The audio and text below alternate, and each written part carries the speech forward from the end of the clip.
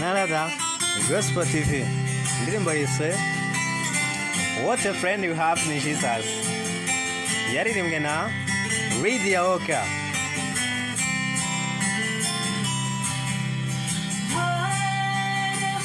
Iyo nshuti dufite ni Yesu.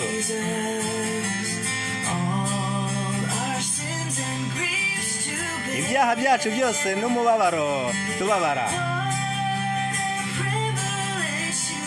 Ubwo budahangarwa yatuzaniye.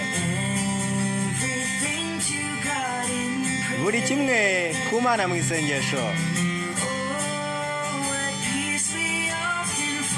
Ayo mahoro twe kenshi twari mu gihano. Twe kenshi twari mu gihano cy'ayo mahoro. Umubabaro ntawo dukeneye ngo tubabazwe, kubera ko byose ntitwabizanye. Buri kimwe ku Mana mu isengesho. Dufite urubanza n'ibigeragezo, ni ibibazo aho ariho hose. Ntidushobora gucika intege. Turabitwara ku Mwami mu isengesho. Dushobora kubona inshuti yo kwizerwa, uwo dushobora gutura agahinda kacu. Yesu azi buri kimwe kitunaniza. Turabitwara ku Mwami mu isengesho. Turananiwe kandi turaremerewe. Ukuremererwa n'umutwaro tukajya hasi.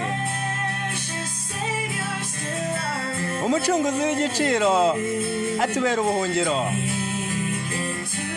Turabitwara ku Mwami mu isengesho. Gukora kw'inshuti yacu itaritaweho igacogora. Turabitwara ku Mwami mu isengesho. Mu maboko ye azagufata n'ingabo yawe. Wowe wamanutse utuzaniye umutuzo. Iyo nshuti dufite ni Yesu.